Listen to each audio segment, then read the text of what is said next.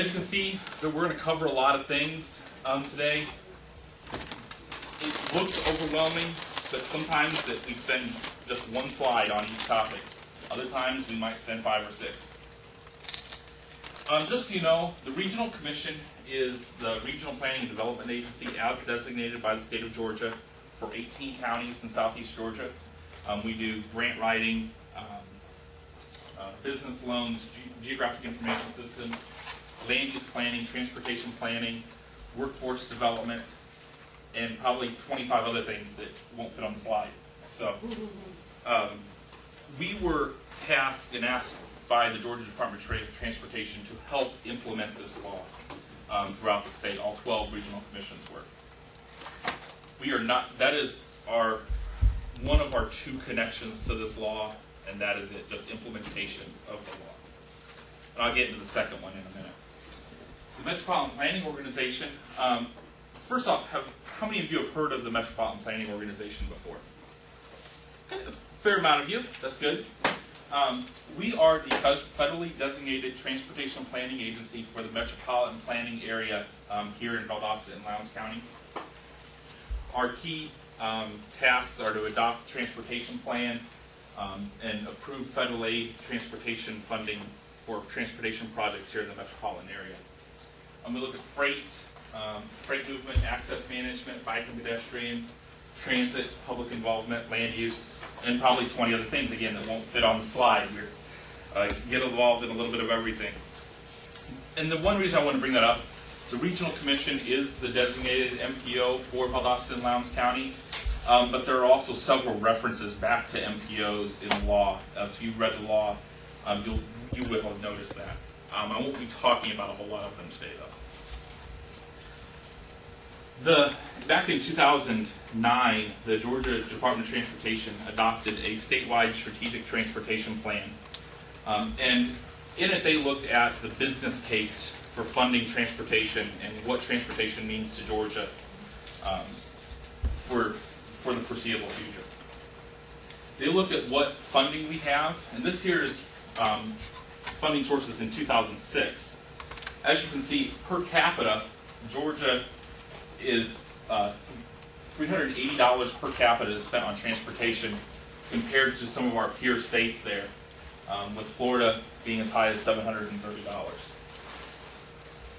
Looking at how we fund transportation investment in Georgia, the state gas tax, as of April of 2009, we were at 12 cents. We're actually now closer to about 21 cents. We have a flat 7.5 cents per gallon and then a fluctuating 3 cents per gallon. It changes every 6 months. Right now we're right about 21 cents total per gallon. I really couldn't tell you the exact number. But if you notice, even at 21 cents, we're still in the bottom half of the states when you're looking at how much money we invest in transportation. So the statewide transportation plan looked at this and said, what do we need to do to make the state of Georgia economically competitive? Just to fix the biggest issues throughout the state is going to cost $39 billion. And those are the projects that are the have-to-do projects, the #1 projects. To facilitate that economic growth that we've been used to for many decades now, it's going to require an additional $18 to $19 billion.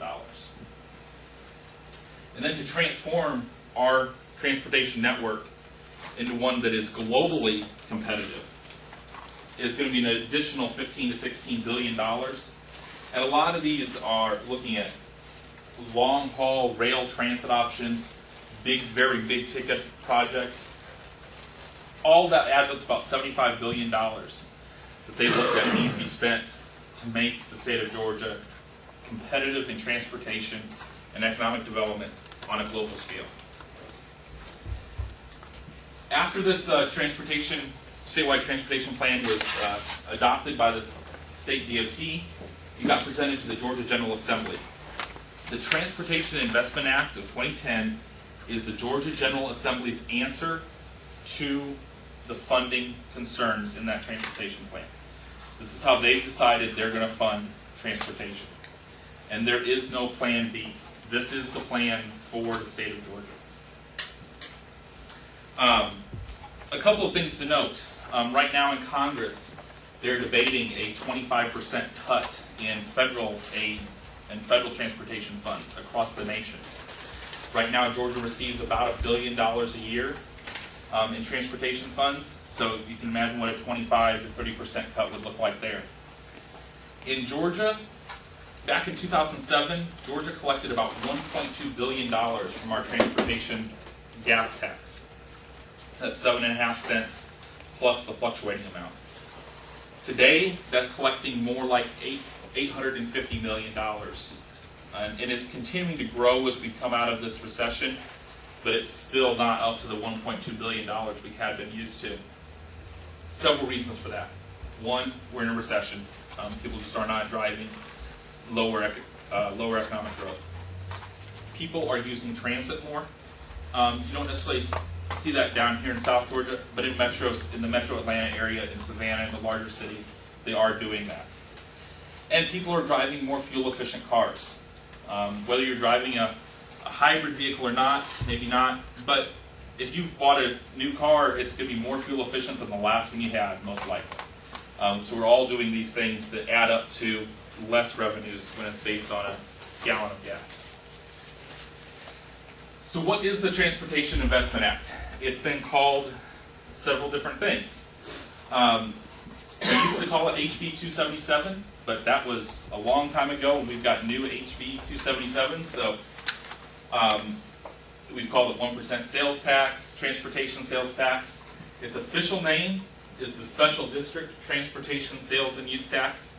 But I think what is becoming the colloquial term, and just one that rolls off the tongue easy, is the T-SPLOS. It's not local, but it's a regional tax, but it's a T-SPLOS rolls off the tongue for everybody. So, the Transportation Investment Act covered several things besides the sales and use tax. That's just what we're going to cover today. We're not going to cover the MARTA information. We're not going to cover the transit governance in Atlanta, and we're not going to cover the rural and human services transportation. Those could be 5 or 6 more lunch and learns just on those other topics. So we're just going to cover that very first one. On this slide is all of the basic information that you need to know about the transportation sales tax. 12 special taxing districts were created based on the service delivery areas of the state, which happen to coincide with the regional commission boundaries. That's the other connection between the regional commissions. That is the only connection. There is no link otherwise. So we have 18 counties in our region. Each district can levy a 1% sales tax for 10 years. The exemptions on that tax are listed here. A lot of the fuel that you can purchase is here. You cannot be subject to this tax. Manufacturing energy, and only the first $5,000 of a car purchase is subject to the tax. One question that was debated a lot during the session when this law was passed: individual counties cannot opt out. It's all or nothing. The money raised in the district stays in the district, so there's no going up to Atlanta and being redistributed. In Georgia, we have something called congressional balancing on all of our other transportation funds. This money is not subject to congressional balancing. So in our region, we're projected to generate about $670 million. In coastal Georgia, they're projected to generate about $1.2 billion. They will be different. A lot of that is because they have a much larger population. They got more people there. Atlanta is projected to generate, I think, about $8 billion or so. The Regional Transportation Roundtable created the criteria to select the projects, and they ultimately selected the projects. Currently, the vote for the voters is scheduled to occur on July 31st of 2012. That's going to be the date of the general primary. We're going to be voting for your county offices, your statewide offices, your state or your congressional representatives. All of those will be in that general primary. The There is a question, though, that date for this referendum could be moved to November, but as of right now, it's July 31st. So that's what we're going with until the legislature changes it. As I said, in southern Georgia, we have 18 counties, 45 cities, about 11,000 miles of roads, and about 400,000 people live in these 18 counties. And we have Tifton, Valdosta, Douglas, and Waycross are the biggest cities in this region. As I mentioned, we have a regional transportation roundtable. This is the governing body for this transportation sales tax. It is a new body that was created by the law. It consists of 2 members from each county. In our region, we have a total of 35. The reason is Brantley County mayors did not send a representative. They did not appoint one. No one ever attended the meetings. So Brantley County, that's why we only have 35 instead of 36. In the case of Lowndes County, Chairman Polk was one of our representatives because automatically the chairman had to serve. And then the mayors elected by the mayors of the county. In our case, it was originally Mayor Freddie was selected, and then after his resignation, Mayor Bullard from Ahira was selected by the mayors to serve out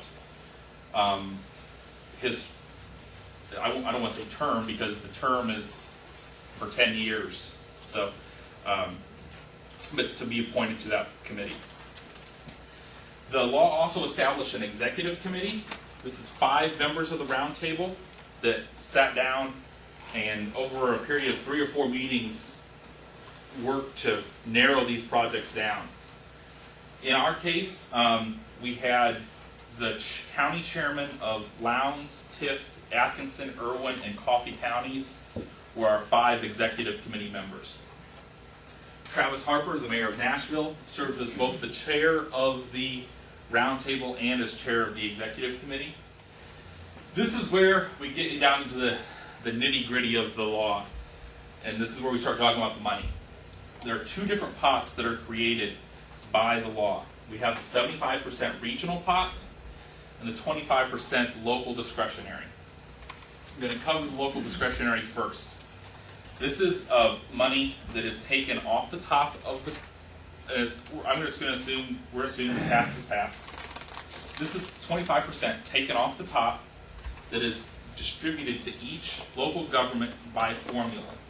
You can see it's 1/5 population and 4/5 center line lane miles. This is discretionary for each jurisdiction to use as they wish on any transportation project. They can use it for a new capital improvement. They can use it for public transit, sidewalks, maintenance, road paving, safety projects. You name it, it can be used.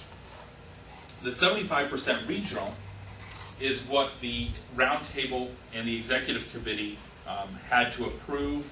And this is the list of projects, of regional projects, that will be advertised for voters. It was divided up based on a criteria that the committee adopted. And that criteria is available on our website if you would like to go look at that. It's a 5 or 6 page criteria that looks at all the different types of projects that could be approved. The state economist at Georgia State University did all of the economic projections for this.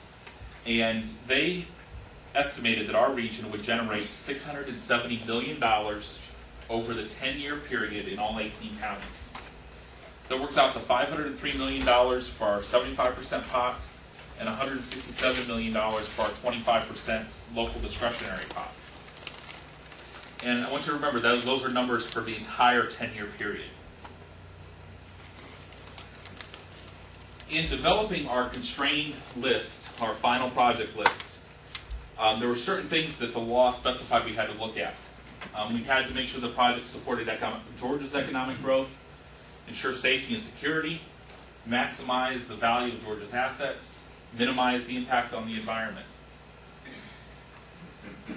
This here's the definition of project in the law. And as I said, you can pretty much do about anything transportation related to it. anywhere from administration, engineering, property acquisition, construction, maintenance, and operations on things like airports, bike lanes, bridges, transit systems, rail, ports, roads, terminals, and you can operate those as well. So the definition and use of this money is very broad. A lot of our other funding sources in transportation are very specific. The current Georgia sales tax can be used on roads and bridges only. The federal side has all kinds of different pots with all different kinds of uses. I won't even go into the federal side. So, in March of 2011, the local governments submitted $2 billion over $2 billion in transportation projects for an unconstrained list. And as I said, we have $503 million in revenue. So it's up to our executive committee to cut $1.5 billion of projects from our region. So as you can see, it wasn't necessarily a cut and dry process. They went through every single project on that unconstrained list multiple times. They really did review them all to make sure that each project was fit for our region. They asked local jurisdictions to comment and rank on their projects. And they held 3 meetings to develop a final constrained list of 59 projects. There is at least one project in every county. This here is sort of the timeline we went through over the last year or so. We first started meeting in December of 2010, where they adopted our criteria, on through to June, where our executive committee began selecting those projects and breaking that list down. We held 3 public meetings in September, which some of you attended. And then on October 10th, our Regional Transportation Roundtable adopted the final constrained list. You have the final constrained list here in front of you today. This is the list that will be available for voters to review. On July 31st, 2012, voters will vote on the referendum to enact the sales tax. There's a but there, though, and we'll come back to that. This here is the voter referendum. Shall blank county's transportation system and the transportation network in this region and the state be improved by providing for a 1% special district transportation sales and use tax for the purpose of transportation projects and programs for a period of 10 years. That's the language that's going to appear on the ballot.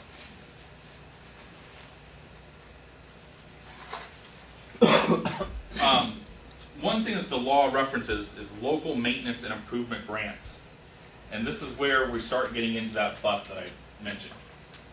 Currently, the state distributes about $95 million annually to cities and counties for use in road paving and widening projects, bridges, and other transportation improvements.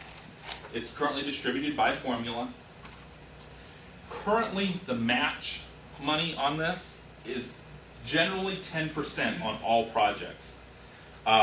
It can change and fluctuates as you get into the details of a project. And you can use if you buy the right-of-way for a project, that can count as the match. And there are some details, but it's generally 10% on all projects. A resurfacing project is a 0% match. But generally it's about 10% on all projects.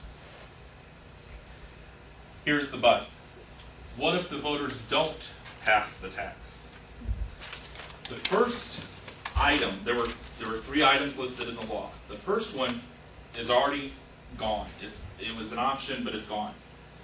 The Roundtable adopted the final constrained list. If they had not, all of the local governments in our 18 counties would have had to have paid their LMIG funds at a match rate of 50%. So if that local government receives $100,000, they would have had to have paid $50,000 to get that 100. But that option is off the table. The Roundtable did adopt the list, so that's gone. If the voters do not approve the referendum, so if the voters don't do this, all local governments have got to match their LMIG funds at a rate of 30%. So if you receive $100,000, you have to match that at a rate of 30% or 30,000.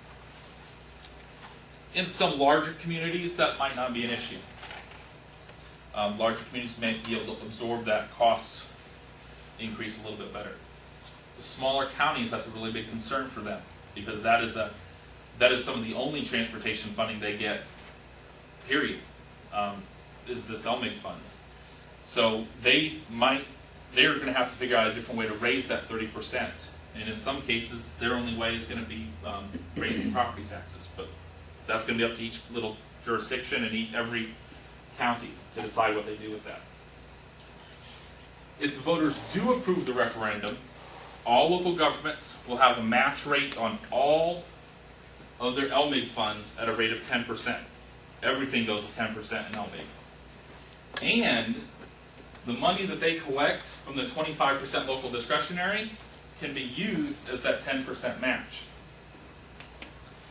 So there would be money generated to pay that. So I'm going to go through the rest of the law. We've got a couple of other assumptions that are made. If the tax is enacted, there's some project delivery stipulations. GDOT and the Georgia Regional Transportation Authority, GRETA does things in Atlanta. GDOT does things every place else. So GRETA's in here, but just know that GRETA means Atlanta. GDOT is authorized to determine if that project should be let by a local government. So on that 75% side, remember before we said that GDOT was responsible for those projects. They ultimately are, but they could have a local government take over that project if they wanted to. That is a possibility. There's something else that is created, a citizens review panel, if this tax is enacted. It is a 5-person panel of citizens from the region, appointed by the House Speaker and the Lieutenant Governor. They are required to give recommendations and ask for reports from GDOT and GRETA. They must annually report to the public on specific benefits of each transportation project as it's completed. And they also must make an annual report to the General Assembly. The project list that they're going to be looking at is the project list in front of you. Okay. The 25% local discretionary, they're not going to be worrying about that. It's only on this side they're going to be looking at. On the tax collection side, GSFIC, the Georgia State Financing and Investment Commission, is going to be the trustee of the money. GDOT will manage the budget and schedule and execution of all the projects in the state. Then GDOT will invoice GSFIC for those funds when it's at a point where they can invoice, whether that's throughout the project or upon completion. They're going to require quarterly consultation, is in the law. GDOT is authorized to determine, I already said that they're authorized to determine if it can be let by a local government. But also the Department of Revenue's commissioner has a role in this as well. They must maintain a website that shows if the project is on budget, under budget, above budget, whichever way it goes. A couple of questions we've had about the financing and tax collection. And so I don't know the answer to any of them. Revenue distribution, we don't know if that's going to be on a monthly or quarterly basis. It's not published yet. Can this money earn interest while it's sitting at GSFIC? Again, I don't know if it can. We're awaiting an answer to that. Another question, can this funding be bonded against? That question is also, I don't know yet. The bonding question, they think they might have to change the law for it. But they really are not, they don't think that can happen. Those are some questions I knew that I'd received in the past, but we've ran it up the flagpole and it hasn't come back down yet. So, a couple of things I wanted to show you. All of this information that you see here today is available on our website, sgrc.us/transportation. If you click over here on the right-hand side, under special links, you'll see the transportation sales tax info page. You click on that and you'll get all of the information from all of our meetings, the minutes, the agendas, this presentation, our final constrained list, the roundtable members, all the information that you'd ever want to know about this is up here, including copies of the law and things like that. So that information is up there if you would like that.